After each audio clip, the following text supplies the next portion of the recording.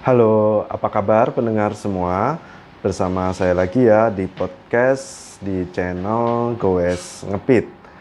Di kesempatan podcast kali ini saya saya ingin memacu semangat rekan-rekan pendengar semuanya, terutama rekan-rekan pendengar yang goeser, untuk tidak takut goes jarak jauh.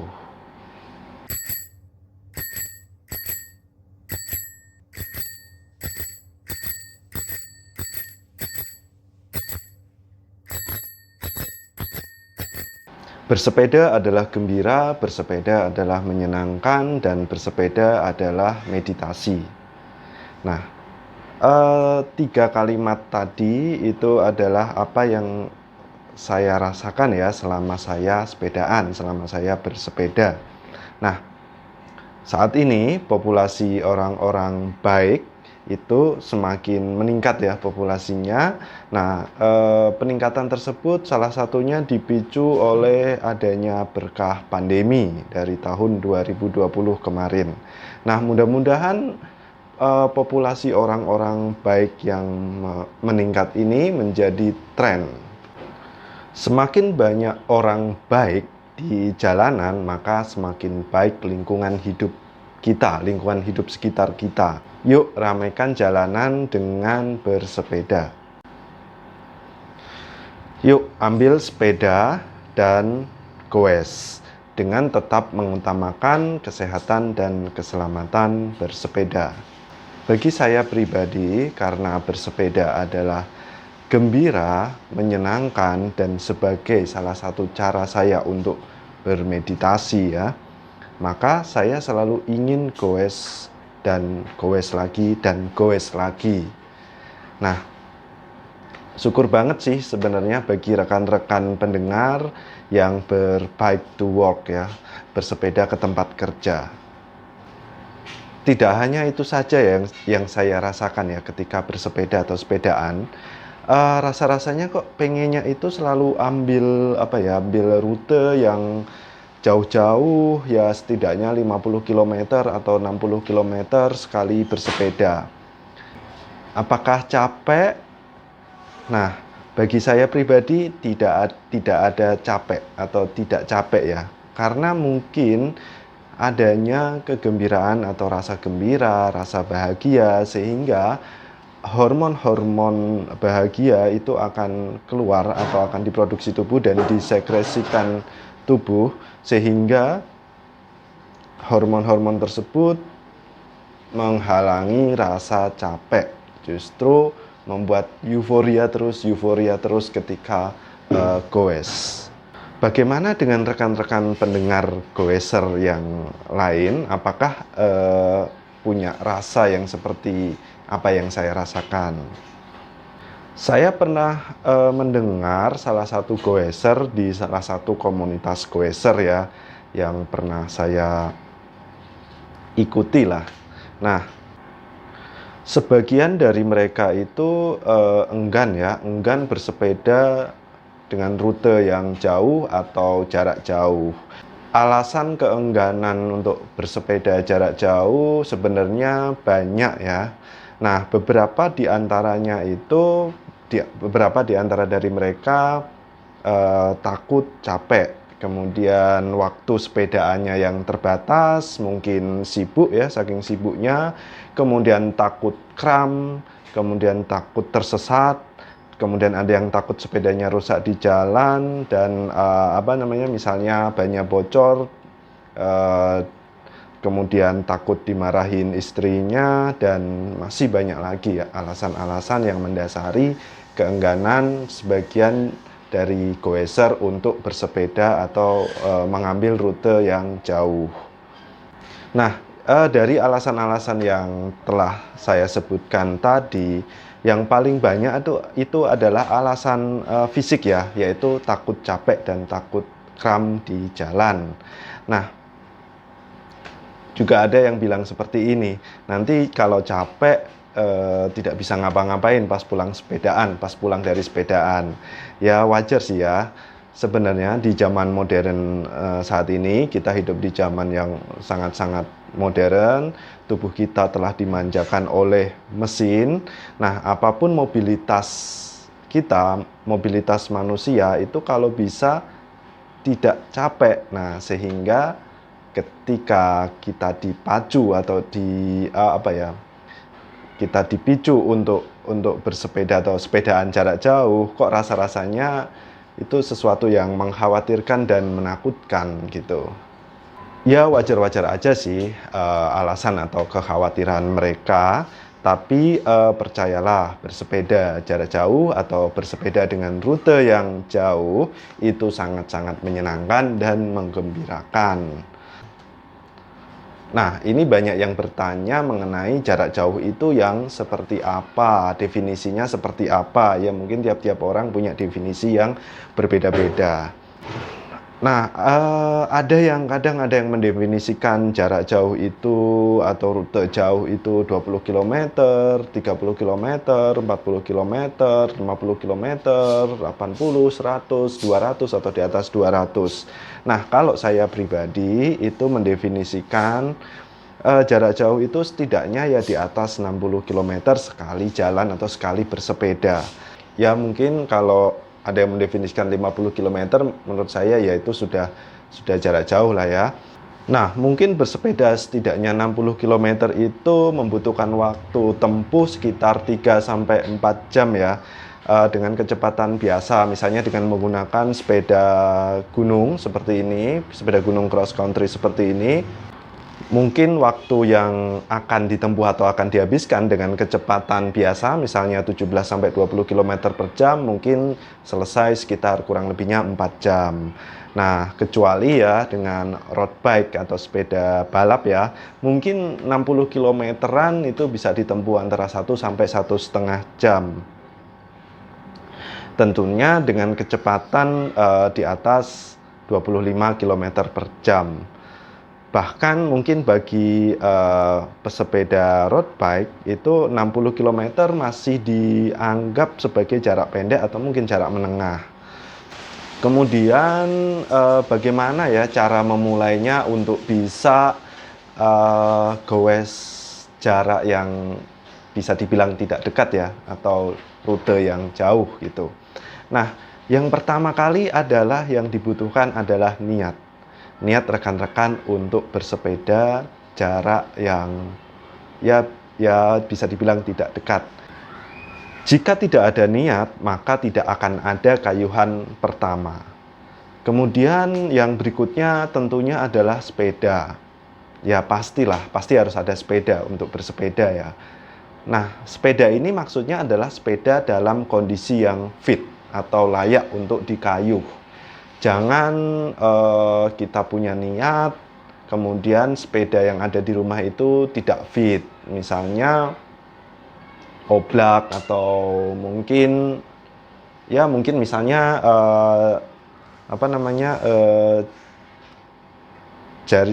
spoknya ini nggak pas gitu atau nggak fit. Nah, itu ya, jadi harus yang setelah niat harus ada sepeda dalam kondisi fit. Nah, kemudian yang sangat penting sebenarnya membuat plan atau rencana. Nah, rencana tersebut bisa rencana rute yang akan kita lalui ataupun waktu bersepeda. Nah, mungkin jangan dicontoh, ini saya pribadi, sekali lagi jangan dicontoh, saya jarang sekali membuat rencana saat goes atau sepedaan. Apa yang saya lakukan mohon jangan dicontoh, karena menurut saya rencana atau membuat plan itu sangat penting ya. Rekan-rekan bisa membuat rencana rute yang akan dilalui, misalnya plan A, plan B, plan C, dan seterusnya ya. Misalnya plan rute A atau rute plan A itu katakanlah ada hambatan, pas kita goes kemudian ada hambatan. Nah, contohlah misalnya jembatan yang ambruk gitu kan, atau jembatan yang sedang perbaiki, maka rekan-rekan bisa mengalihkan ke plan B, plan C, dan seterusnya. Nah, menurut saya pentingnya atau urgensinya membuat, plan atau rencana rute ya, saat bersepeda itu, sangat dirasakan atau sangat bermanfaat bagi rekan-rekan pendengar yang memiliki waktu sepedaan terbatas. Misalnya harus sudah ada di rumah pukul 11 siang. Nah, sehingga ketika ada hambatan di rute yang akan kita lalui, itu tidak membuang-buang waktu kita saat bersepeda. Nah, pengalaman saya itu saya pernah saat menyelesaikan ya tantangan Strava Grand Fondo ya bulan Maret 2021. Nah, saya ya bersepeda aja. Nah, ketika kilometer itu menunjukkan kilometer ke sekitar 25-an mungkin, nah di situ ada jembatan yang diperbaiki. Kendaraan apapun dilarang melintas, bahkan orang jalan pun dilarang melintas. Sehingga saat itu ya karena saya nggak membuat rencana, kemudian akhirnya langsung mendadak sekali ya saya harus membuat rencana, karena jika saya pikir-pikir terus itu akan buang-buang waktu, dan matahari itu sudah mulai atau bertambah terik jika kita menunda-nunda atau menambah waktu untuk berpikir. Nah, kemudian dengan bantuan Google Map, kemudian saya langsung membuat ya udah rencana rute B, rute C gitu kan. Jika rute B ini kebetulan saya melihat di sekitar jembatan yang diperbaiki tersebut ada rute untuk menuju yang saya inginkan gitu kan. Tapi di situ saya nggak cuman buat rencana rencana menghindari jembatan rusak itu. Saya juga membuat rencana jika jalan yang saya lalui untuk mencapai tujuan tersebut juga ada hambatan lagi. Nah, itu pentingnya sebenarnya perencanaan di awal. Bisa juga sih ketika kita membuat plan atau membuat rencana rute, itu kita mempertimbangkan ada tidaknya bengkel yang kita lalui, kemudian jalanan yang ya mungkin masih bisa diakses oleh istilahnya ojek online ya. Kemudian itu terutama bagi yang khawatir ya jika ada apa-apa di jalan. Kemudian bisa juga mempertimbangkan ketersediaan warung makan atau restoran ya.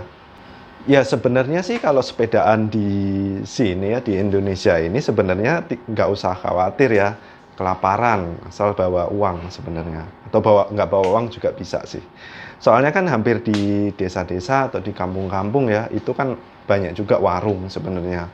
Warung, toko, bahkan ada Indomart, Alfamart juga sebenarnya sudah banyak. Kemudian yang dipertimbangkan lagi dalam goes jarak jauh adalah rekan-rekan sebaiknya juga mempertimbangkan keterkaitan antara rute yang akan ditempuh dengan waktu mulai sepedaan atau waktu startnya.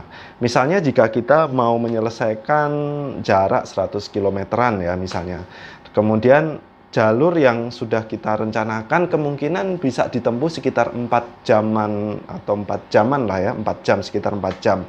Nah, tentu jika kita mulai startnya itu jam 8 siang, kebayang dong kita akan kena terik matahari di tengah hari ya, yang itu sangat-sangat panas. Nah, kemudian jika kita startnya mulai jam setengah 6 atau jam 6 pagi atau bahkan habis subuh, itu lain cerita gitu kan, kita nggak terlalu kena terik matahari. Kemudian rekan-rekan juga wajib sih mempertimbangkan atau memperhatikan cuaca ya. Bisa melihat dari perakiraan cuaca terlebih dahulu sebelum melakukan perencanaan itu. Nah, apabila perakiraan cuaca itu jelek ya, ibaratnya besok itu kemungkinan hujan, maka bisa kita tunda di waktu lain. Jadi kita juga membuat perencanaan hari. Apabila cuaca jelek, maka kita bisa menundanya di kemudian hari. Karena yang utama adalah yang prinsip utama saat kita goes jarak jauh, kita harus mengutamakan keselamatan dan kesehatan diri kita sendiri. Lalu apalagi ya yang harus diperhatikan dan dipertimbangkan saat akan memulai goes jarak jauh? Mmm, oh ya, rekan-rekan itu sangat dianjurkan untuk menguasai teknik reparasi ringan ya, teknik reparasi sepeda yang ringan-ringan. Ya setidaknya mengganti ban dalam ya, mengganti ban dalam atau, membuka membuka ban, mengganti ban dalam. Nah tujuannya apa? Tujuannya supaya kita tidak terpaku pada bengkel. Misalnya kita bersepeda off-road ya atau cross country, kemudian amit-amit ya, amit-amit bannya bocor. Nah, tentunya di area mungkin ya, di area eh, mungkin hutan, bisa jadi kebun, perkampungan, itu tidak ada bengkel sepeda dan bahkan bengkel motor pun tuh nggak ada gitu kan. Nah, jika ban bocor kemudian kita harus mendorong sepeda atau menuntun sepeda untuk mencari bengkel kan ya kitanya menderita gitu kan. Betapa nyerinya kaki atau sendi-sendi yang ada di kaki. Nah, ya setidaknya itulah dan juga misalnya RD sepeda kita atau kita rasa kok rantainya pas kita pindah gear kok loncat, mungkin kita harus ya setidaknya tahulah setting gear ya, setting RD lah ya. Kemudian terkait dengan reparasi ringan tersebut, maka rekan-rekan juga harus membawa toolkit ya. Toolkit seperti kunci L, kemudian apa ya? Oh, ya kunci toolkit sepeda lah ya. Dan kemudian ban cadangan, ban dalam cadangan dan juga pompa portable. Ya, ini sangat wajib. Biasanya saya membawa toolkit, kemudian ban dalam cadangan dan juga pompa portable supaya kita tidak terpaku pada bengkel ya. Dan itu juga jika amit-amit terjadi kerusakan sepeda yang ringan, itu tidak menghambat waktu kita untuk sepedaan. Kemudian apalagi ya yang harus diperhatikan dan dipertimbangkan? Oh iya, jangan lupa ya bidon atau botol minum itu berisi air dan juga makanan ringan penambah kalori. Nah, makanan ringan tersebut sih banyak sih yang dijual di pasaran ya, untuk biasanya untuk sport, untuk olahraga. Kemudian ada juga yang seperti dijual di Alfamart, Indomart, itu seperti Fitbar.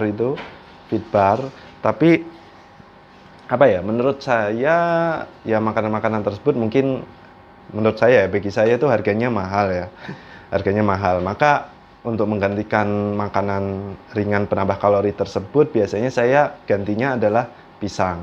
Nah, pisang itu kan solid ya dan bahkan tergantung pisangnya ya. Saya biasanya pakai pisang yang kecil-kecil itu. Saya bawa beberapa. Pisang itu kan punya massa solid dan itu massa solid itu kan bisa apa ya, membuat kita kenyang dan dia ada kalorinya dan juga bahkan ada dibilangnya ada kalium ya. Kemudian yang harus diperhatikan lagi adalah rute atau jalur yang akan kita lalui. Rute tersebut harus kita pertimbangkan dari segi keselamatan, yaitu misalnya saya sebagai goeser baru, kemudian saya ingin bersepedaan jarak jauh, kebetulan saya merencanakan melewati rute atau sebagian besar itu rutenya adalah Pantura. Nah, eh, menurut saya apa ya, ibaratnya saya sebaiknya nggak lewat situ karena saya pertama adalah goeser yang baru dan di jalur Pantura mungkin saya belum bisa membaca apa ya, betapa semrawutnya jalur Pantura mungkin, dan di situ banyak kendaraan berat ya, truk, dan juga lalu lalangnya semrawut, bisa dibilang semrawut, dan jika tidak familiar mungkin akan sedikit ya, bukan sedikit bahaya tapi bahaya gitu kan. Ya misalnya boleh lah ya, misalnya kita goeser baru, kemudian oke lah kita harus lewat jalur Pantura untuk mencapai jalur yang utama yang atau tujuan yang akan kita lewati, ya mungkin nggak masalah. Mungkin jalur Pantura mungkin sedikit ya, antara 10%, 20% itu bisa.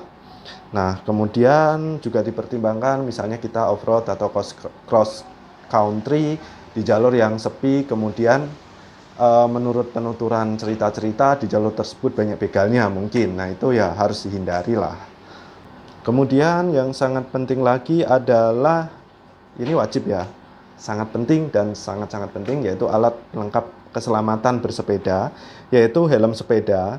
kemudian ini sangat wajib helm sepeda, kemudian lampu sepeda. Lampu sepeda itu wajib juga ketika kita bersepeda di malam hari, sore hari menjelang maghrib ya, malam hari, kemudian subuh atau kita startnya di subuh atau sebelum subuh bahkan.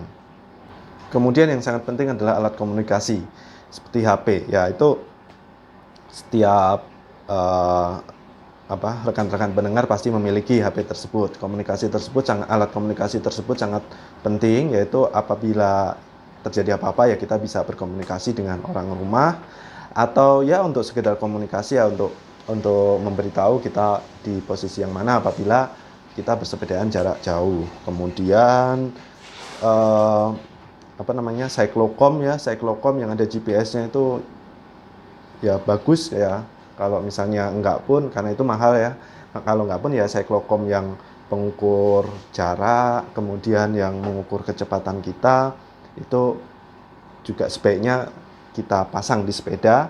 Dan juga smartphone yang kita install aplikasi tracker ya, seperti Strava, Endomondo, ataupun apapun trackernya. Oke, sepedaan jarak jauh atau bersepeda jarak jauh atau bersepedaan dengan rute yang jauh itu ya tidak serta-merta ya langsung kita laksanakan atau langsung kita rencanakan besok jalan gitu ya. Jangan.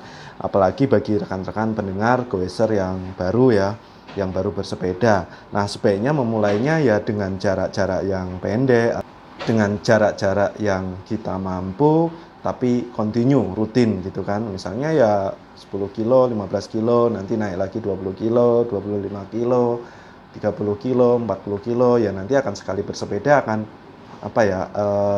ada feel sendiri untuk, wah kalau nggak 40 kilo, kalau nggak 50 kilo kok kayaknya nggak sepedaan gitu. Nah, ya bersepeda dulu lah jarak pendek-pendek, kemudian